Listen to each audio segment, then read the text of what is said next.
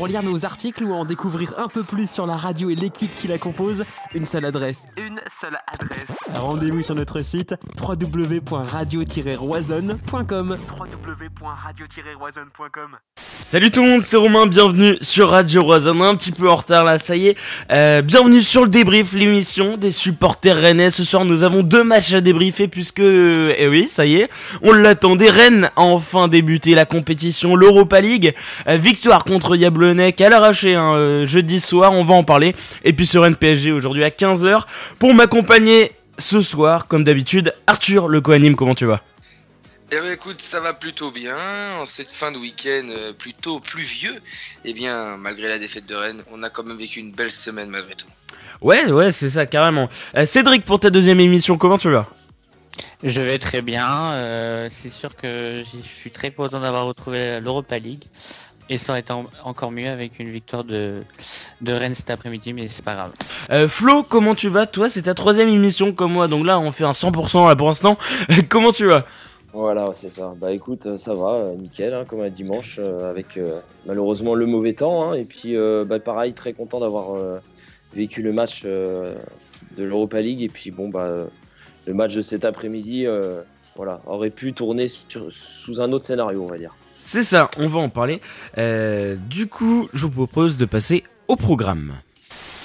Alors, pour le programme, vous la voyez, la question fil rouge, comme d'habitude, êtes-vous déçus du match de Rennes aujourd'hui ? Parce qu'on a assisté à, un début de match plutôt combatif, on va dire, des Rennais, même une bonne première mi-temps.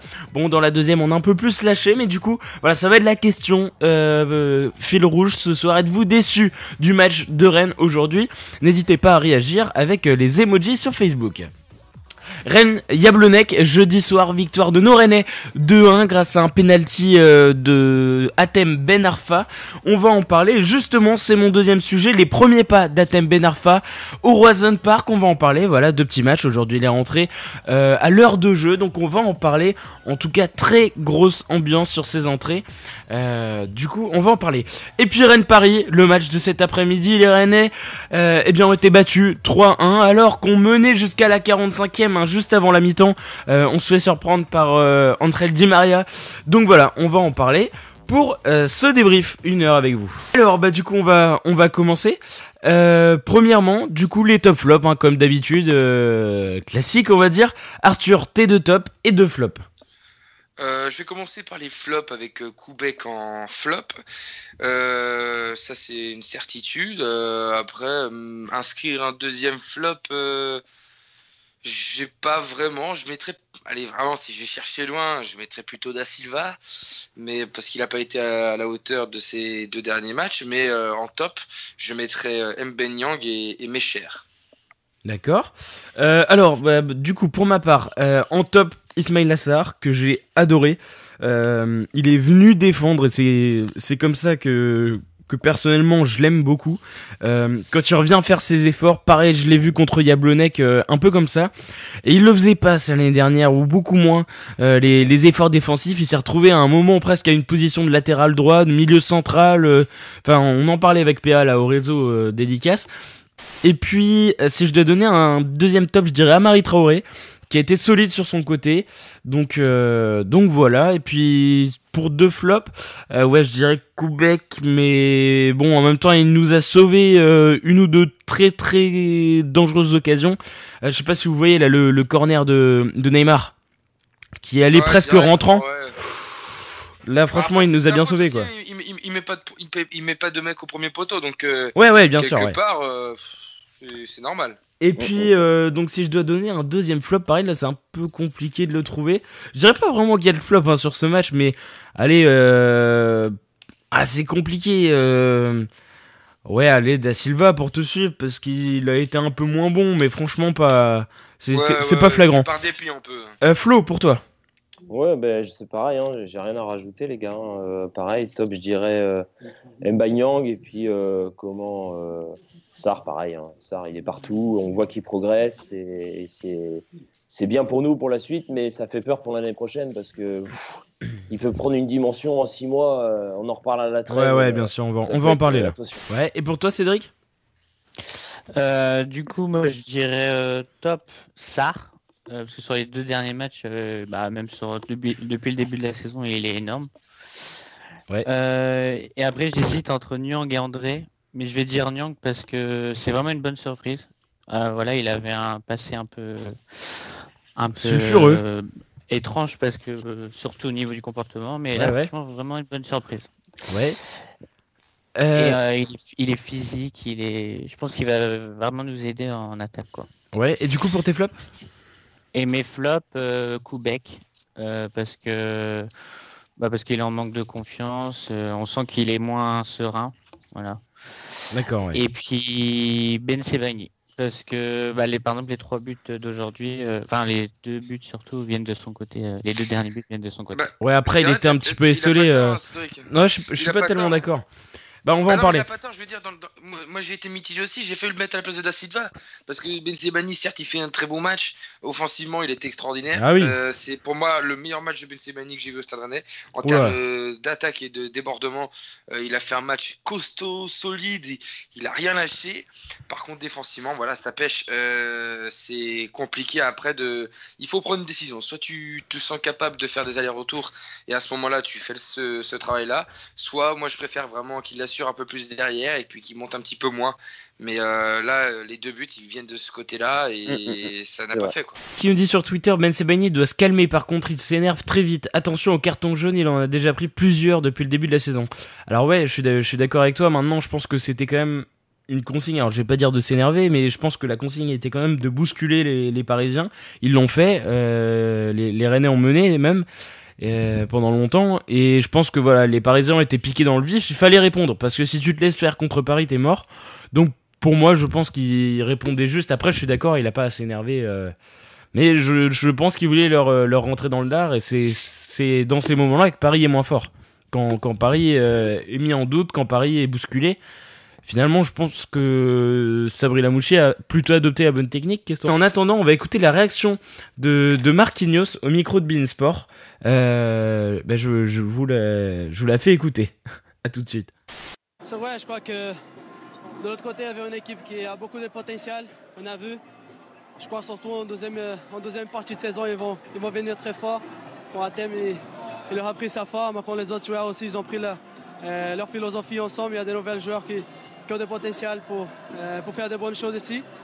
Je crois surtout qu'on a raté quelques ballons en première période. On a essayé surtout de mettre de l'intensité parce que le coach nous a demandé beaucoup ça aujourd'hui. Et on voulait venir ici pour gagner avec la manière, avec l'intensité, avec vraiment la volonté de gagner comme équipe. Je pense qu'on a donné une bonne réponse, surtout à la fin des premières périodes. Voilà, donc vous avez entendu, Rennes va devenir très fort en deuxième partie de saison.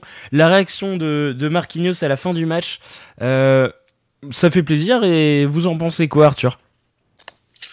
Ça, forcément, c'est gratifiant. T'entends, c'est de la part de Marquinhos qui a eu aujourd'hui du travail à faire. Il sent bien, comme je pense la plupart des gens qui sont journalistes ou supporters, que Rennes, il y a quelque chose qui se passe niveau potentiel et qu'il y a eu beaucoup de nouveaux cet été aussi. Il y a un collectif à huiler. C'est une équipe qu'il faudra prendre encore plus au sérieux dans cette deuxième partie de saison. Après, voilà, c'est pas parce que Marquinhos dit ça que il faut s'emballer et ça va vraiment se passer. Rennes va devenir très fort. Si on continue sur cette lancée, si on commence à se dire ouais, on abandonne un peu nos efforts, on se dit merde, on n'arrive pas, on n'a pas assez de chance, du coup on abandonne.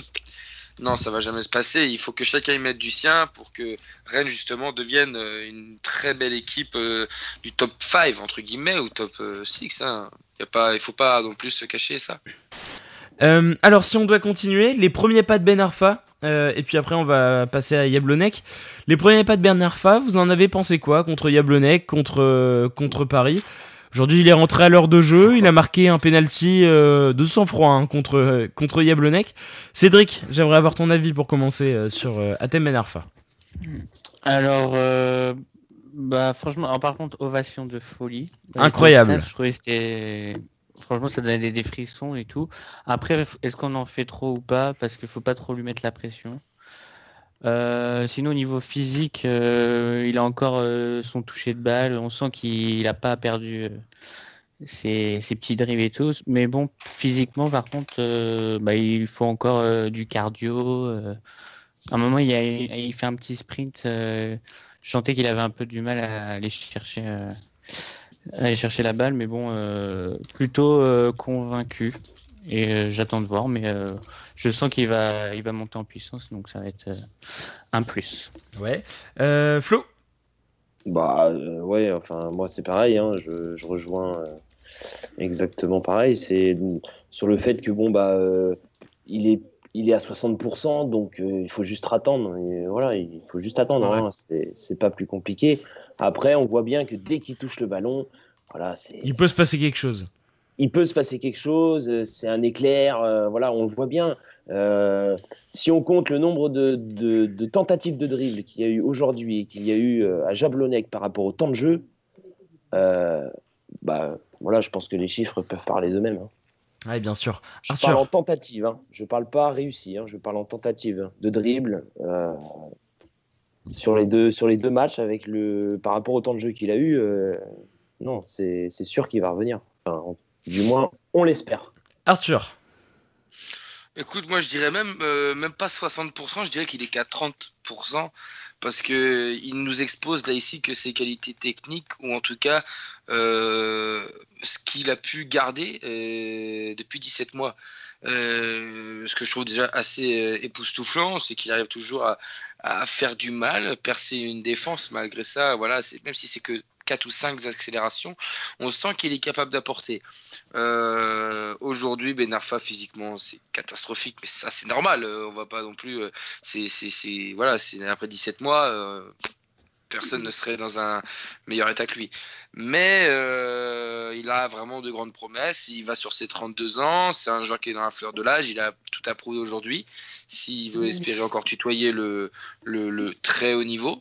Donc, c'est un joueur qui va remonter, ça j'en suis certain. On parlait de pression tout à l'heure. Personnellement, ce mec-là, il a tellement eu la pression, je pense, dans les saisons précédentes que lui, ça lui passe maintenant au-dessus.